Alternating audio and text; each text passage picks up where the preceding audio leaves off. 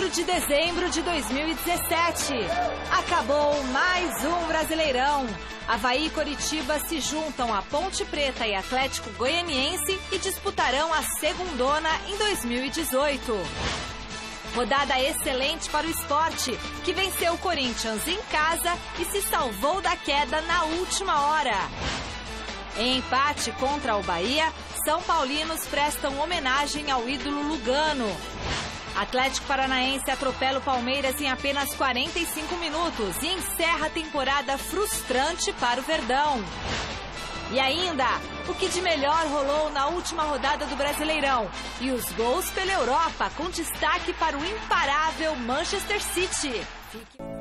Olá, boa noite. Pois é, onde vamos parar, né? Vocês viram as notícias do Jornal da Gazeta? Né? Triste a situação da educação desse país. Bom, Gazeta Esportiva começa falando do supercampeão Coringão, que na despedida do Brasileirão entrou em campo com uma equipe cheia de reservas e perdeu do Sport por 1-0. O resultado evitou a queda da equipe pernambucana para a segunda divisão. Veja o gol. Na Ilha do Retiro, André marcou o gol solitário que garantiu a vitória ao Sport diante do Corinthians. 1-0, placar final. Com os 3 pontos, o Leão subiu 2 posições, se livrou do rebaixamento e ainda pode conseguir uma vaga na Copa Sul-Americana, caso o Flamengo conquiste o torneio continental. O time do Sport é um time muito bom, né? Mas muitas vezes as coisas não encaixam durante o ano, acontece, faz parte, mas pelo elenco que tem, não era para chegar na última rodada precisando de um resultado. Mas futebol assim. O campeonato vem, o resultado não vem, daqui um pouquinho troca de comando, a gente sabe que isso não é legal, muitas vezes é positivo e outras vezes não é, né, durante o ano, mas agora o Daniel pegou essa parte final, 3 vitórias, foi isso, agora os últimos 3 jogos, né, fez por merecer permanecer na primeira divisão. Sou muito realista do momento do Corinthians, sabe que financeiramente não está nos devendo nada, tudo em dia, mas a gente sabe que não tem dinheiro para buscá-los. A minha ideia é equilibrar bastante a equipe, fazer uma equipe bastante forte, então a nossa busca vai ser dentro de uma realidade do Corinthians. Grande noite para você que acompanha o Gazeta Esportiva, sem dúvida, né? Não tem como não projetar 2018. O Corinthians deve trazer jogadores que se destacaram no Campeonato Brasileiro. Nenhum grande figurão, nenhum nome de que contratação, nenhum Ronaldo Fenômeno, digamos assim, nem Alexandre Pato.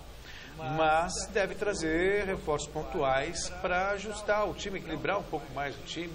São alguns nomes um pouco mais modestos, fala-se em Jano Dutra, fala-se, enfim, em algum jogador para a zaga, por exemplo, Marlon da Ponte Preta, nada demais.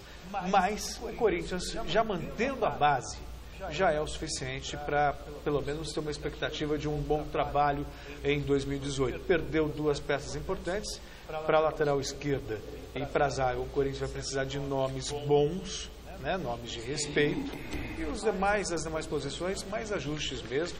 Sobre o Sport, a permanência na primeira divisão dependeu também de outros resultados. O Coritiba falhou e aí o melhor que conseguiu a manutenção na primeira divisão do futebol brasileiro. Aliás, sorte do Sport e também do Vitória, que o Curitiba vacilou. Flávio, boa noite. Boa noite, Celso. Boa noite, amigos do Gazeta Esportiva. O Corinthians realmente não tem que fazer grande dinheiro para isso, né? E não tem que ficar fazendo grandes mexidas, grandes investimentos. E ele está falando em alguns nomes, alguns aí que eu entendo que não precisa trazer. Para fazer isso, traz moleque da base. Tem nenhuma necessidade. Talvez você contratando um jogador, ou 2. Um zagueiro e um lateral. Sim, mas jogadores bons. Para trazer mais ou menos, deixa jogar o cara na base, deixa jogar o moleque na base. Porque não tem muito sentido isso, né? Se você tem alguém, mais ou menos, que pode virar um grande jogador, você vai trazer um mais ou menos que seguramente não virará um grande jogador, não vai pagar por isso? Besteira. Não perder jogadores já é um grande negócio. O Arana fez um grande primeiro turno e depois do segundo turno não fez nada. Horrível. Inclusive atrapalhou o Corinthians em muitos jogos. Então o Corinthians já jogou sem lateral esquerdo no segundo turno. Aí esse menino que jogou ontem, como é? Martial, desculpe. Eu estou com o Michael na cabeça, porque eles começaram juntos. Então, o Martial, ele vai bem na lateral esquerda. Ele não é lateral esquerdo de origem, mas dá para quebrar o galho. Melhor que trazer um lateral meia boca, deixa o menino jogar lá e vai se acertando. E no mais, realmente, é reposição, uma outra reposição. Não tem muito que ficar mexendo, não. Quanto mais mexe, pior é. O time do Corinthians, ele é um time. Ajustado. Então, e aí, se você mexe muito, você desajusta, né? Claro. É uma maneira de você perder o equilíbrio que foi obtido, até surpreendendo o próprio técnico Carille, né? Ele não achou que a coisa ia virar tão bem. ganhou o campeonato merecidamente e o Sport quase caiu com essa experiência, Vanderlei Luxemburgo. Olha o que quase deu aí, ó. Você salvou. Não, e é um time com uma tremenda estrutura. Ainda bem que não caiu, é bem estruturado. Legal que o Nordeste manteve Bahia, Vitória, o Ceará entrou e agora o Sport. Acho muito bom. O Nordeste é legal, é gostoso, é muito público, Brasil, né? Então é legal que eles estejam por lá. Vai faltar alguém na região central, né? O centro do Brasil não tem. Não tem Goiás. Não Goiás tem poderia ter subido, tem boa estrutura, mas não está conseguindo. E o Norte tem só aquela empada daquele coronel, não sei das quantas, que de vez em quando vira presidente da CBF, mas aí não adianta nada, ele não ajuda em nada o futebol e infelizmente o que tem o Remo, que é importante, que é forte, Paysandu, infelizmente fica mais, porque eles ficam fazendo esquema com esse coronel não sei das quantas, que de vez em quando vira presidente da CBF. E olha, a nossa enquete de hoje está muito legal. A gente quer saber o seguinte: qual foi a melhor equipe do Brasil em 2017? Foi o Grêmio, campeão da Libertadores? Foi o Corinthians, campeão brasileiro? Ou quem apresentou o melhor futebol foi o Cruzeiro, campeão da Copa do Brasil? Para acessar, site gazetesportiva.com. Resultado a gente mostra no final do programa. E aí, Celso? Puxa, você sabe que... Você misturou tudo, né? Foi bom. Misturou tudo. Mas assim, qual desses títulos vai render mais a quem venceu? Então, por exemplo, o Grêmio agora vai disputar o Mundial. Tá, mas peraí, para saber quem foi melhor ou qual título vai render sei lá. mais? Não, quem é o melhor time do Brasil. Por exemplo, quem ganha a Copa do Brasil... Não, se seguir essa lógica, não tem nem dúvida. É o Grêmio ganhou o principal torneio. Isso, o principal torneio. Mas isso não significa que seja necessariamente melhor. Eu acho que a pergunta é, qual foi a melhor equipe do Brasil em 2017? 2017? Eu vou ficar com o Corinthians. Vou explicar por quê. Ganhou o Campeonato Paulista, que ninguém dava muita coisa. Ganhou o Campeonato Brasileiro com um primeiro turno histórico, enfrentou o Grêmio em 2 jogos, e não tinha essa desculpa do Grêmio com o time reserva. Tá. O Grêmio jogou com um time melhor em Porto Alegre e jogou aqui também, e não conseguiu ganhar do Corinthians. E o Corinthians, apesar de todos os problemas, de todo o segundo turno que caiu, terminou com 9 pontos, uma vantagem maior que ele conseguiu no primeiro turno, que foi histórico. Então, para mim, o Corinthians foi a melhor equipe do Brasil em 2017. E aí, Flávio? Para mim também, Corinthians. Melhor foi o Corinthians. E o meu segundo colocado é o Cruzeiro. Estou falando em termos de futebol como um todo.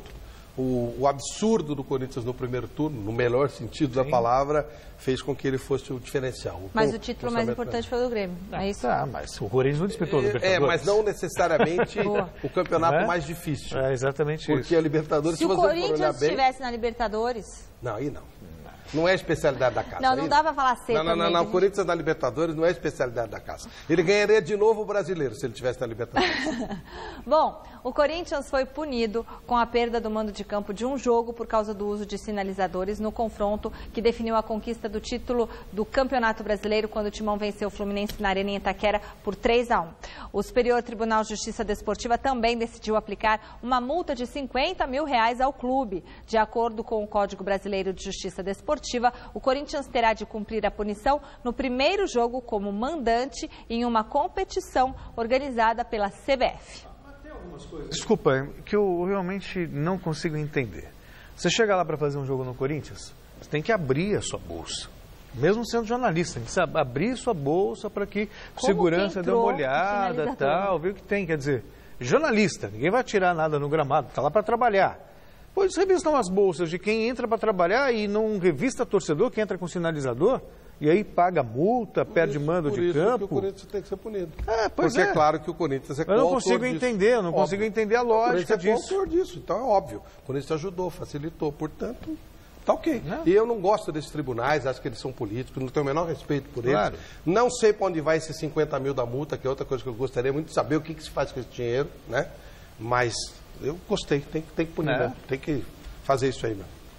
Bom, o Santos perdeu uma grande chance de conquistar o vice-campeonato aí ao empatar com o Avaí em plena Vila Belmiro por 1-1. Veja os gols.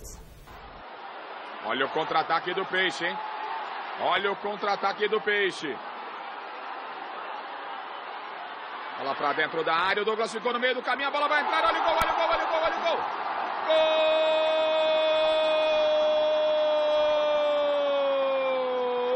Gol do Peixe! Copete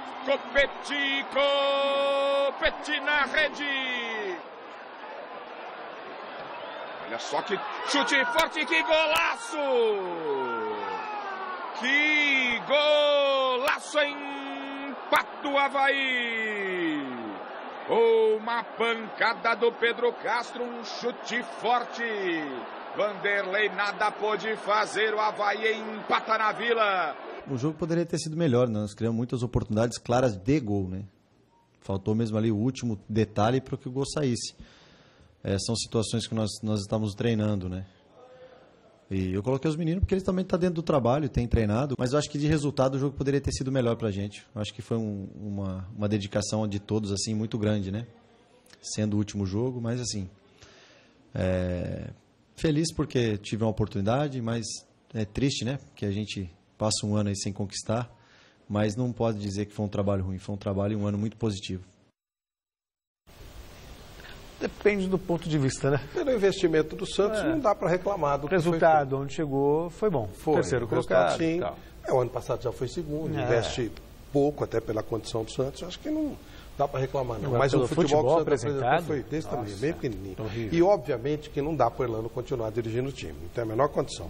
Nenhuma condição, nenhuma, zero. Ele não está nem um pouco preparado para isso, nem sei se algum dia estará. Muito fraco, não dá.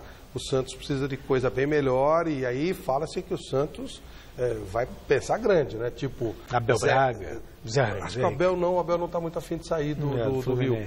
Mas foi um nome cotado. Vai ser nome Zé Ricardo, está falando em Jair Ventura, que teve um monte de problemas lá com o Botafogo. Aí é outro nível de conversa, aí é outro patamar. Mas tem que deixar trabalhar, né? Vem quem vier. E há esse problema da eleição também, né? Porque qual será o futuro presidente do Santos, como é que ele vai agir e tal. Enfim. A quem ele vai servir? E tem os interesses, né? Tem. Então, às vezes você pega um auxiliar e ele mostra virtudes. Não é o caso do Elano, não. Não mostrou absolutamente nada. Não tem condição. Não sei, sinceramente, não sei se terá. Você não vê nada, né? Aquele treinadorzão da antiga, né? Boleirão. Acho muito difícil que vire treinador. Às vezes você se surpreende, né? Mas acho muito difícil. Muito boleirão. Não dá. Esse tipo de coisa já foi. Na festa de despedida do zagueiro Diego Lugano, a torcida do São Paulo lotou o Morumbi com pouco mais de 60 mil torcedores que viram o tricolor ficar no empate com o Bahia em 1-1. Veja na reportagem de Alexandre Silvestre. A nação do Morumbi não se cansa de aplaudir. Tá animado, meu? Tamo! Por quê? Não ganhou nada esse ano? Não, é que a gente está aqui no Morumbi! É sempre bom voltar para casa. 2 meses de Pacaembu para encerrar com alívio no Morumbi. Um ano dramático. Um ano difícil, mas que é um ano agora marcadamente importante na vida do São Paulo por toda a recuperação. E porque teve um detalhe que até hoje não se viu, uma torcida que abraçou totalmente o nosso time. Então o São Paulo pode não ser a maior torcida numericamente, mas é o mais querido. Não cai, mas passa raspando. Um dos motivos de tanta festa para esse gigante? Um dos. Os outros... A remota chance de pegar pré-libertadores, ingressos a R$1, numa retribuição do clube ao apoio maciço que essa gente prestou ao time da fé, que capengou pela zona do rebaixamento. Fanfest na porta do estádio Cícero Pompeu de Toledo, com museu itinerante exibindo as glórias do passado e até um estúdio de tatuagem para eternizar na pele a paixão que bate no peito. Amor pelo São Paulo, admiração por seus ídolos, o adeus ao símbolo da raça tricolor. Para mim é como se fosse o final de campeonato. Por quê? Porque hoje é o último jogo do Lugano, eu admiro muito ele, a jornada que ele teve no São Paulo. E em homenagem a ele, a gente tem um Lugano em casa. Como assim? Chama Luan Lugano, é o nosso Luganinho da nossa casa. A gente admira muito ele, por isso que a gente está aqui hoje. Foi difícil, quase que a gente não entra. Quase não consegue entrar, mas a gente, com muita persistência a gente está aqui. Muito pra legal. homenagear ele. Parabéns, Lugano, uma boa jornada sempre para você, porque você merece. Sentimento impossível de expressar com palavras, né? Muito difícil de administrar, tanto carinho, tanta emoção. La verdad que nunca imaginé que iba a ser tan difícil administrar, es difícil dormir, difícil treinar, difícil se concentrar no jogo, porque você está sendo permanentemente bombardeado, né, com boa energia, com bons sentimentos. Então, acho que estou vivendo um momento único na minha vida, que nunca pensei que podia chegar a viver. Nas arquibancadas, 60 mil pessoas. Em torno do gramado, desfile de escolas de samba e bandeirões. O jogo não faz jus à atmosfera que o cerca. Muita luta, pouco futebol. Acostumado a parar na marra os adversários, é Lugano quem pede pênalti no comecinho do duelo. O Bahia trisca a trave de Sidão por 2 vezes. No primeiro e no segundo tempo. O São Paulo dá o troco em cheio, no travessão. Da falta em 2 toques dentro da área, Petrus rola para o garoto Brenner se consagrar. 1-0. Resultado que colocava o São Paulo momentaneamente no G9. Só que o tricolor não contava com a astúcia de Éder. No finalzinho, 43 minutos, tudo igual.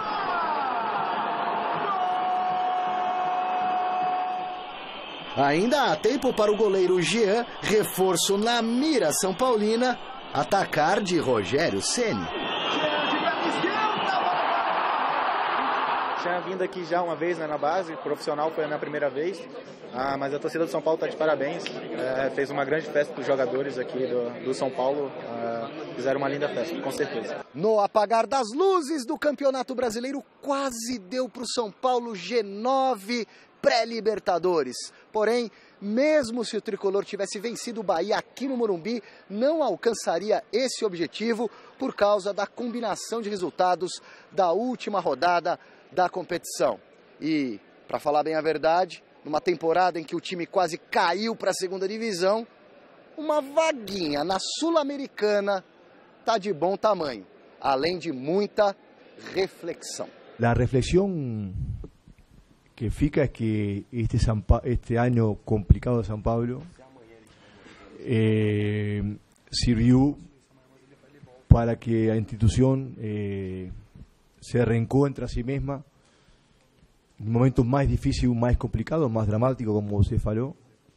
Foi justamente quando o time, torcedores e até diretoria se uniu, cada um assumindo sua postura, sua posição e também seus erros, mas se uniu para tirar São Paulo dessa situação. E assim, em sua singela despedida, Diego Lugano, que talvez volte numa outra função, deixa o São Paulo pela porta da frente. Tudo bem, Flávio. Deixa pela porta da frente, mas por tudo que construiu no passado como jogador no São Paulo. Dessa vez, eu me lembro quando o Lugano foi contratado, todo mundo chamando de religioso, aquela coisa toda e tal. E eu, aliás, você também, né? Nós fomos críticos a essa contratação, dissemos que não era mais aquele Lugano do passado, já tinha perdido espaço na seleção do Uruguai, enfim, era um jogador muito mais em fim de carreira do que o líder técnico que a torcida esperava. Olha que muito torcedor ficou bravo, temos até um telespectador uruguaio que sempre nos vê lá do Uruguai, ficou bravo comigo, me xingou. E aí, tá vendo? O tempo mostrou que nós não estávamos errados. O Lugano sequer conseguiu se fixar como titular no time do São Paulo, está longe de ser uma sumidade em termos de qualidade técnica. O Lugano nunca foi um grande jogador. O Lugano ele sempre foi um jogador adaptado inteligentemente pelo Muricy, pelo Milton Cruz, até o Milton explicava ontem aqui no Mesa Redonda, um jogador de sobra, um jogador com muita vontade, com muita pegada. Lembra muito o Pablo Forlan, pai do Diego, que também virou um ídolo no São Paulo, por isso, por essa raça, por essa pegada. Acho que o Pablo jogava um pouquinho melhor. Mas o Lugano, ele criou uma empatia com o clube, ele pegou um amor pelo São Paulo, muito parecido com o Pablo. Cheguei a entrevistar o Pablo Forlan na camisa, na concentração do Cruzeiro, com um anel que ele ganhou do São Paulo, com o distintivo do São Paulo. Negócio impressionante, o amor dele pelo São Paulo. Tanto que o sonho dele é que o Diego viesse jogar no São Paulo. Negócio impressionante. E o Lugano também fez esse papel de uma maneira muito boa. E a atual direção de São Paulo, ela traz nomes para dar satisfação para a torcida, para que não se veja exatamente o que eles estão fazendo. E é o que se pretende fazer de novo. Se eu fosse o Lugano, eu não viria trabalhar no São Paulo. Não pela torcida, por tudo pelo amor que todos têm por ele. Para que ele não seja usado como foi o Rogério Ceni. Vão dar a cabeça dele. Aí tira como é que chama o rapaz lá? Pinotti. E coloca o Lugano. Aí tudo bem. Agora não dá para ele discutir futebol com o Pinotti. E o problema é que o Pinotti tem cargo. Então o Pinotti pode demitir o Lugano. Entendeu? Aí não dá. Você vai conversar com coisa desigual. O Lugano é um cara da bola, é um cara que conhece futebol. É um profissional. Ao contrário do cara que está lá, que tem até um salário que ele abriu mão, aliás, mas que não entende nada. O trabalho dele é outro, a função dele é outra. O Leco menos ainda. E o Leco não terá o menor pudor de dar a cabeça do Lugano como deu a do Rogério. Então acho que até por uma questão de preservação de imagem, que o Lugano fique na dele, vai ficar eternamente. Se bem que a imagem do Rogério não ficou abalada, porque o Rogério continua sendo muito querido pela torcida do São Paulo. Mas passou por um monte de coisa que não precisava passar. E o Lugano, eu vejo o Lugano, eu lembro muito do Marcelo Portugal Gouveia, né? A última marca do Marcelo, infelizmente falecido, faz muita falta para o futebol. O Lugano por muito, o Marcelo tanto o Lugano por muito tempo foi chamado de o homem do presidente, porque ninguém conhecia o Lugano, foi contratado e... Ele ganhou o troféu Mesa Redonda e quem entregou foi o Marcelo, e foi uma coisa muito legal. E não era pejorativo, era uma coisa muito divertida. E também não tinha nada por baixo do pano. O Marcelo contratou o Lugano e falou, eu quero que ele jogue aí, eu acho que ele é um cara bom, é um cara, um líder, tudo isso que ele falou. E aí o Muricy viu e falou, pô, tá certo, dá para fazer. Deram uma ajeitada na postura tática do time e tudo aberto, sabe? Ele não quis ensinar o Lugano, o Muricy a fazer isso, adapta ele aí, eu acho que é um jogador bacana. São Paulo tem tradição com uruguaios e tal. Foi uma vida bacana. E a torcida de São Paulo ama o Lugano, com razão. Bacana. Atualmente ama quem? Quer dizer, o Hernanes, que é coisa do passado. Também. Então, olha quantas cabeças já foram dadas. Marco Aurélio Cunha, Rogério Ceni, Lugano, Hernanes. Eles estão trazendo, os caras resgatando aquilo que o São Paulo tinha no passado. Né? Não dá para continuar isso eternamente. Ou façam alguma coisa, ou... Né? Agora, sobre o São Paulo fora da Libertadores, chegou a ter chance, mas... Exotismo demais, né? O São Paulo, nos últimos 6... O São Paulo escapou do rebaixamento porque conseguiu uma façanha. 3 jogos. 3 jogos.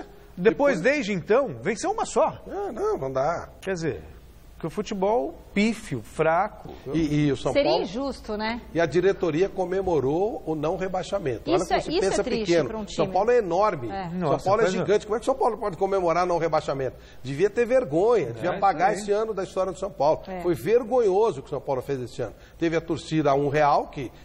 trouxe um monte de gente, foi bacana, mas ingresso a R$1, que é um absurdo, com a camisa do São Paulo, com a história do futebol, mas nada, tanto que o presidente estava na declaração, a nossa torcida está aí o futebol. E as contratações absurdas que foram feitas, e as vendas absurdas que foram feitas, essas coisas que têm que ser colocadas. São Paulo não pode ficar brigando para não cair, eventualmente acontece, mas o ano passado já brigou de novo. São Paulo não ganhou o título que presta, faz tempo. Ganhou meia Sul-Americana. Desde que saiu o Muricy. Ganhou meia Sul-Americana aquela vez e mais nada. Meia, porque só teve meio jogo, né? Não dá, né? São Paulo é muito mais que isso. Eu repito porque eu adoro essa frase. Com todo respeito ao falecido Juvenal Juvencio e tal, mas o Muricy, ele deve ficar muito feliz. E fica. Porque o Muricy foi tricampeão brasileiro, o Leco fez de tudo lá para derrubar o Muricy. E aí eu me vi nós temos essa entrevista aí, foi para nós. Juvenal Juvencio, Muricy só foi campeão do São Paulo por causa da estrutura. Muricy saiu, foi campeão no Fluminense, foi campeão no Santos, campeão da Libertadores. E o São Paulo ganhou o quê? Como diz você, meia Copa Sul-Americana. Só. A estrutura, realmente. Morreu ele? O Juvenal Juvencio? Não, né? Morreu. Morreu, é? Faz tempo que ele morreu? Porque seria bom se ele tivesse vivo. 2, 3 anos. Seria bom se ele estivesse vivo e visse isso. Né? Não, mas ele viu. Ele viu? Ele viu. A degradação do São Paulo, desde que morreu o querido Marcelo Portugal Gouveia, entrou no processo de degradação terrível. Eu acho que ele morreu, a gente falou no Mesa Redonda num domingo. Então, nos últimos 10 anos, São Paulo só fez cair. Desde que o Marcelo Portugal Gouveia saiu do comando. Aí foi uma pena. Isso, foi uma grande perda. Muito grande. Bom, na Arena da Baixada, o Atlético Paranaense fez jus ao apelido de Furacão e atropelou o Palmeiras no primeiro tempo. Confira os gols. Na Arena da Baixada, Lucas Fernandes lançou o Ribamar, que saiu livre para fazer 1-0 para o Atlético Paranaense diante do Palmeiras. O próprio Ribamar foi derrubado por Luan dentro da área, pênalti pro Atlético. Ederson correu para a bola e aumentou a vantagem dos donos da casa. E foi do mesmo Ederson o passe preciso para Sid Clay marcar o terceiro do Atlético. Final, Atlético Paranaense 3, Palmeiras 0. Que surra tomou o Palmeiras. Sabe o que eu achei? Que surra. Você sabe que eu tenho... E ficou barato. Eu tenho grandes amigos palmeirenses, eles ficam bravos porque é verdade. Fala a verdade, o cara fica bravo. Eu achei que ia ter a palmeirada do ano. Porque tem, né, esse negócio de... Tem Mirassol, Água Santa, Curitiba. Vitória, Curitiba, Chapecoense, o Palmeiras tem esse negócio. Quando eu vi 3-0, eu falei, é hoje. E tinha escapado esse ano sem isso, né? Mas ficou só no 3-0. Que foi muito rápido, 30 minutos, 3-0. Olha, um ano ruim do Palmeiras. Eu esperava bem mais. Inteiro que se o Palmeiras não ficar cutucando muito também contratações pontuais, com esse ótimo Roger Machado, ele tem tudo para dar certo. É só deixarem o Roger trabalhar, não encher o saco dele. Ele tem tudo para... Ele conhece muito futebol. Aí é que tá, é um pouco de imodéstia da minha parte, porque quando eu te expliquei bem no mesmo. O Roger pensa futebol muito próximo do que eu penso. Por isso que eu acho que ele entende muito futebol. Claro que eu me considero uma pessoa que conhece relativamente futebol. Não quer dizer que a minha fórmula seja única, claro, certa. A fórmula do Roger, mas eu penso futebol muito parecido com o que ele pensa. E as coisas que ele fala, as ponderações dele, saber falar não na hora certa, quando teve aquela proposta do Flamengo, sabe, o plano de carreira. Eu gosto muito do Roger, tem boas ideias. Mas como todo mundo, precisa de tempo para trabalhar, precisa de tempo para que as coisas fluam normalmente. Não pode acontecer igual aconteceu com o Eduardo Batista, perde uma, perde duas, perde três, já começa a pedir a cabeça do treinador e muda de novo. Aí não sai do lugar. Aí traz um outro treinador que tem absolutamente nada a ver com a filosofia, com o trabalho dele. Aí não sai do lugar. Claro. Só duas informaçõezinhas aqui, nossos telespectadores sempre juntos com a gente aqui no Gazeta Esportiva. Marcião, valeu pelas informações. O Marcelo Portugal Gouveia faleceu agora, dia 29 de novembro, só que há 10 anos, de 2008. Olha, não 9 anos. Quem? 9 anos. Marcelo Portugal Gouveia em 2008, quer dizer, quase 10 anos, né? Faz 9 anos. 29 de novembro, semana passada, né? Completou 9 anos. E o Juvenal Juvencio faleceu aos 81 anos, no dia 9 de dezembro. Então, seria agora, de 2015. 9 de dezembro de 2015. Faz 2 anos. Bom, mais 6 jogos completaram a última rodada do Brasileirão. Destaque para Chapecoense, que venceu Coritiba com um gol aos 49 do segundo tempo e garantiu uma vaga na pré-Libertadores. Em São Januário, o Vasco garantiu uma vaga na pré-Libertadores ao vencer a Ponte Preta pelo placar de 2-1. Paulinho e Matheus Vital fizeram os gols do time carioca, enquanto Luca descontou para Macaca em cobrança de pênalti. Jogando em Salvador, o Vitória ia vencendo o Flamengo até os 29 do segundo tempo, com este gol de Carlos Eduardo. Aí o time carioca resolveu mudar a partida. Rafael Vaz deixou tudo igual, colocando fogo no jogo. E aos 50 minutos, Diego assegurou a vitória cobrando pênalti, 2-1 e vaga direta para o Flamengo na Libertadores. Atlético Goianiense e Fluminense precisaram de apenas 22 minutos para definirem o resultado do confronto. Wendel e Diego Rosa marcaram um para cada lado e foi só 1-1 placar final. O Botafogo frustrou a torcida que compareceu ao estádio Newton Santos ao empatar com o Cruzeiro por 2-2. O ponto somado não foi suficiente para levar a equipe à pré-Libertadores. Como Atlético Mineiro e Chapecoense venceram seus jogos, o Bota caiu 2 posições, terminando o campeonato em 10º lugar. O Galo foi outra equipe que não conseguiu vaga na fase preliminar da Libertadores. O time mineiro recebeu o Grêmio em uma partida emocionante. Foram 7 gols, mas o nome do jogo foi o venezuelano Otero. Nos acréscimos do primeiro tempo, ele já tinha deixado a sua marca ao empatar a partida. Na etapa final, Batista recolocou o Grêmio na frente aos 15 minutos, mas Fred tratou de igualar o marcador novamente aos 20. Aí apareceu o homem das bolas paradas. Já aos 53 minutos, Otero soltou a bomba do meio da rua e garantiu a vitória, 4-3. Agora o Galo depende do título do Flamengo na Copa Sul-Americana para conseguir uma vaga na pré-Libertadores. E na Arena Condá, partida dramática entre Chapecoense e Curitiba. Kleber Gladiador fez 1-0 Coxa e ia livrando a equipe do rebaixamento.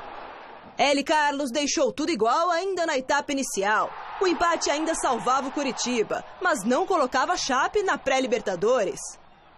A pressão do time catarinense surtiu efeito aos 49 do segundo tempo, com o gol de Túlio de Melo. A vitória por 2-1, somado ao tropeço do Botafogo, colocou a Chapecoense na pré-Libertadores. O Coritiba, por um gol a menos de saldo em relação ao Vitória, jogará a Série B em 2018. Bom, nas definições é uma grande surpresa, né? Vitória se manteve na Bacia das Almas, com um retrospecto horrível em casa. Né? É o seguinte, a Chapecoense, ela perdeu todo o time. Todo. Normalmente, esses times estão acostumados a trocar os elencos. Eles trocaram presidência, diretoria, massagista, fisiologista e tal, não sei o quê, e eles se classificaram para a Libertadores da América. É muita falta de vergonha na cara de times que tem camisa, dinheiro e tal. Olha, eu estou falando, você sabe tudo que eu penso da história da Chapecoense, o carinho que eu tive, o que eu posso fazer pelas famílias eu faço e tal. É vergonhoso, vergonhoso. Chapecoense, ela não fez nada demais. Ela foi normal, ela abriu mão daquela história de não precisar ser rebaixada. Ela acreditou nela, agora ela se classificou para Libertadores. É muita falta de brilho desses times importantes aí que ficaram atrás. É vergonhoso. Não por culpa da Chapecoense que fez a parte dela. Claro. É muita falta de vergonha na cara. É um absurdo, é um absurdo. Isso mostra o nível dos tais times grandes. Claro. Mostra o nível de gestão no futebol brasileiro. Agora, tem uma outra coisa também que não tem que tirar mérito de ninguém e tal. Mas não pode um campeonato nacional com 20 clubes classificar metade para a Libertadores. Não, isso é até o esporte que foi antepenúltimo pode se classificar, é ridículo. Sul-Americana, todo mundo pode classificar. Não, perde totalmente a credibilidade. Não, qualquer um vai. E não estamos falando de qualquer um Chapecoense, então que ela foi brilhante. Bom, vamos ver agora como ficou a classificação do Brasileirão. Acabou, hein? Hoje é o último dia que a gente vai dar essa classificação, não é, João Batista? O campeão Corinthians sobrou na competição ao somar 72 pontos. O Palmeiras, com 63 pontos, ficou com o vice-campeonato. O Santos também conseguiu 63 pontos, mas terminou na terceira colocação, porque no critério de desempate, teve 2 vitórias a menos que o Verdão. O Grêmio foi o quarto colocado com 62 pontos, seguido pelo Cruzeiro com 57, Flamengo 56 e Vasco também 56.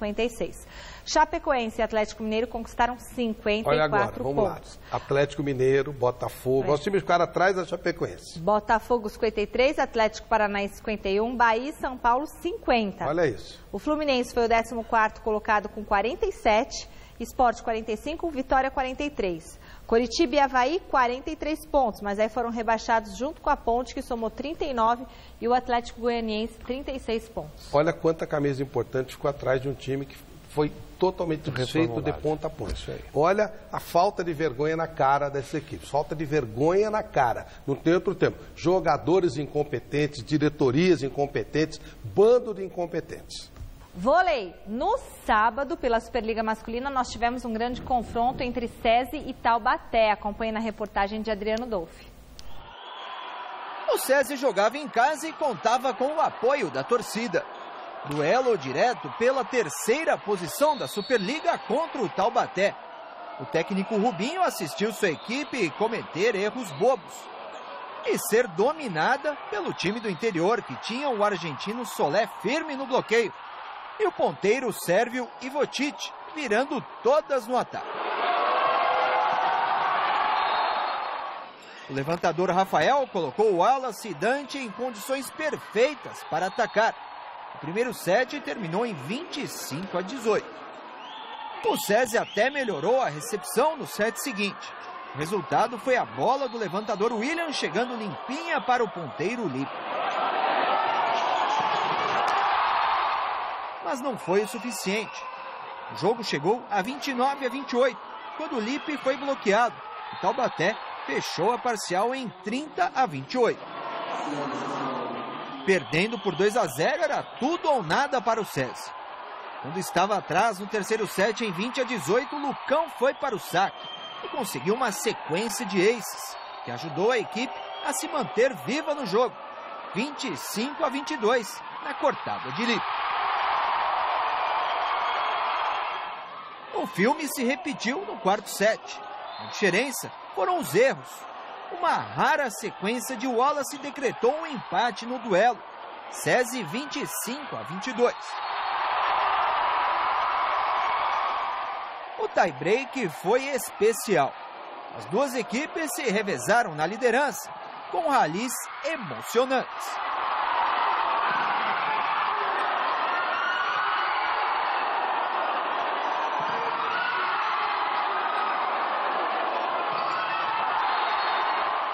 Até que Rafael foi para o saque. Felipe falhou na recepção. Vitória de Taubaté, 25-19 e 3-2. Você tem uma oportunidade, ela vai ser difícil de aparecer, tem que matar. Em primeiro não conseguiu matar e o jogo prolongou e eles tiveram sucesso aí no saque de novo. Então, enfim, continuar trabalhando, mas a equipe se apresentou bem e mostrou evolução e a gente tem que continuar trabalhando. Acho que a persistência é a palavra-chave. A gente treina muito isso aí dentro de quadra, essa coisa de não baixar, sempre buscar, não tendo forças ou não, buscar essa força de dentro ali, essa energia para a gente conseguir se sustentar dentro do jogo. Então acho que isso daí fez uma grande diferença.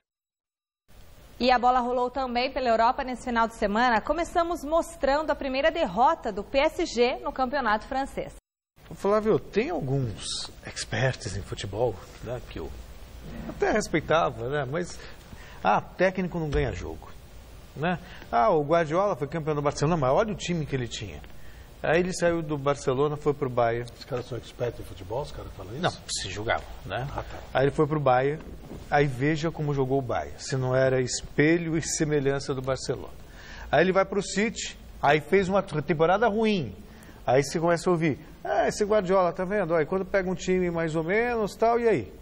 O que tá jogando o Manchester City é algo de impressionar, Flávio. É algo impressionante. E domingo tem apenas Manchester United e Manchester City. Ele pode ser campeão agora, porque vai abrir 11, né, provavelmente. Celso, existem coisas que a gente tem que agradecer a Deus de estar vendo. Claro. Uma delas é essa maravilha, esse auge tático que o Guardiola trouxe. Ei, gente, Guardiola não tem nada a ver com o futebol brasileiro. Não entra nessa cascata, que segundo diz o nosso Celso, que os experts... Guardiola tinha 11 anos quando a seleção de 82 jogou. Guardiola não viu o time de 70. O pai dele, dizem, né? Nunca conversei com o pai dele, acho que nunca ninguém conversou, que o pai dele falava e tal. O Guardiola, ele nasceu pelas mãos de Johan Cruyff. Ele aprendeu tudo com Cruyff. Ele participou da base do Barcelona, foi técnico, que tem toda a linha de Cruyff, Rinus Michels, Holanda. Michels foi o inventor, o Michels é o Tomazetti, ele criou a luz e o Guardiola criou a lâmpada de LED. Ele aperfeiçoou a situação. Só, não tem mais nada. Eu não estou dizendo que o futebol brasileiro seja melhor ou pior. Guardiola tem nada com essa história, nada de Brasil, zero. Nunca quis vir treinar a seleção brasileira, nada. Ele gosta da técnica do brasileiro, tanto que ele levou o Gabriel Jesus e tal. Isso é outra coisa, tem nada a ver com o Guardiola e ele é um monstro. Aproveite, veja quando você puder, porque não vamos ter tão facilmente outro Guardiola aparecendo no futebol. E está rolando nessa semana aqui em São Paulo o segundo Congresso de Direito Desportivo. O repórter Adriano Dolfi acompanhou. Esta semana, a Faculdade de Direito da USP cedia o segundo Congresso Brasileiro de Direito Desportivo. O tema, sobre o avanço da legislação esportiva, reuniu nomes de peso como Raí, Mauro Silva e o deputado federal André Sanches. A lei do futebol e o atraso de pagamento de salários dos clubes foi tema do debate. Um monte de gente atrasa salário. Então eu não posso ser penalizado na terceira divisão porque eu atrasei 15, 20 dias, 30 dias de salário. Pô, faz 3 meses, 6 meses que não paga salário. Tem que ser rebaixado. Agora, por um fluxo de caixa deixar 20 dias, 15 dias, 10, uma semana. Paulo André, ex-líder do movimento Bom Senso, extinto no ano passado, comentou a declaração de André Sanches. Eu acho que a legislação e todas as regras, né, desde ou do Estado ou da Confederação e das Federações, pode vir a ajudar a proteger o clube dos seus próprios gestores. É nesse intuito que a Federação Paulista restringe o número de inscrições e que a gente imagina que seja um caminho. Melhor seria se os gestores fossem profissionais, capacitados, responsáveis pelos seus atos, para que nós não tivéssemos que inventar regras para limitação de inscrições ou qualquer outro tipo de coisa.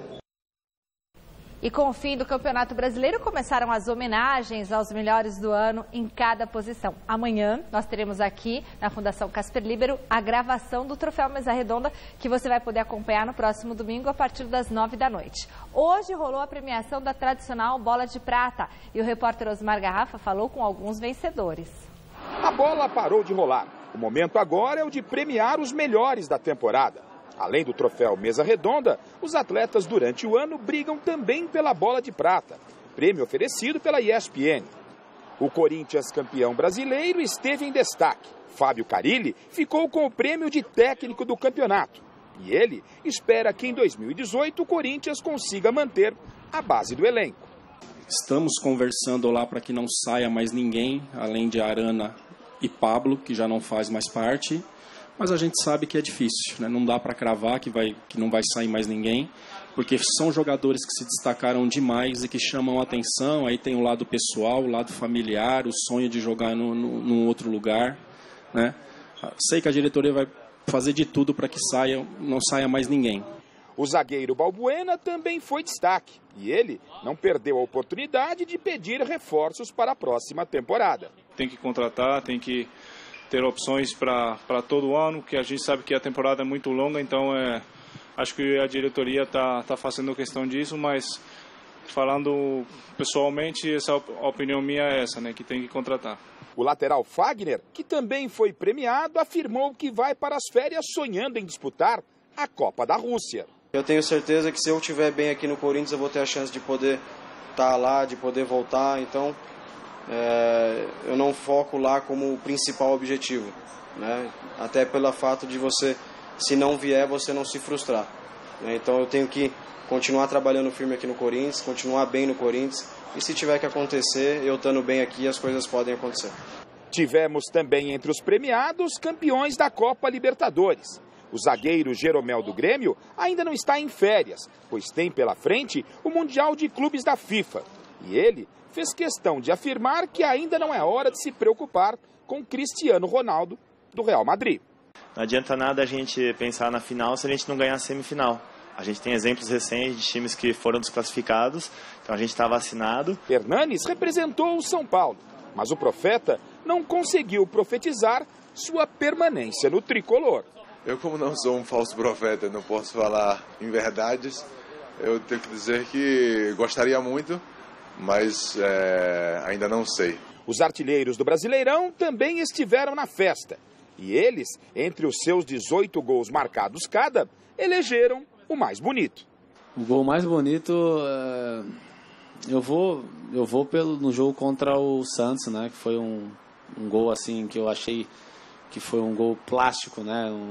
Onde você tem que fazer meio que um malabarismo ali, né? E eu consegui fazer. O meu gol mais bonito, eu creio que foi o contra o Atlético Mineiro, o segundo gol aos 42, um de cabeça. Foi um gol muito bonito. Depois da Bola de Prata, a expectativa agora está para os vencedores do troféu Mesa Redonda da TV Gazeta.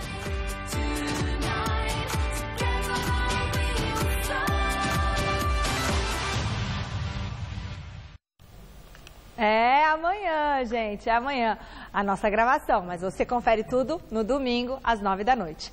Vamos ver qual foi o resultado da nossa enquete do site gazetesportiva.com. A pergunta de hoje era para saber o seguinte: qual foi a melhor equipe do Brasil em 2017? Grêmio, Corinthians ou Cruzeiro? E aí, o que a galera acha? Coringão, 73%. Nós, né? Você dorme bem na véspera da gravação? Olha, eu não durmo bem há 4 anos, pra falar a verdade. Eu não tô falando dos bebês, tô falando... Mas nos últimos 2 anos eu também não durmo mais, então assim... Mas eu não fico muito nervosa mais com o Troféu Mesa Redonda, porque eu sei que a gente tem uma equipe extremamente competente. Eu tenho um parceiro de palco maravilhoso. Os caras estão trabalhando pra caramba lá e a gente só na boa. A gente é a cerejinha do bolo, então eu acho que a gente faz nossa parte. Beijo, gente. Tchau, até amanhã. Tchau. Abraço. Tchau.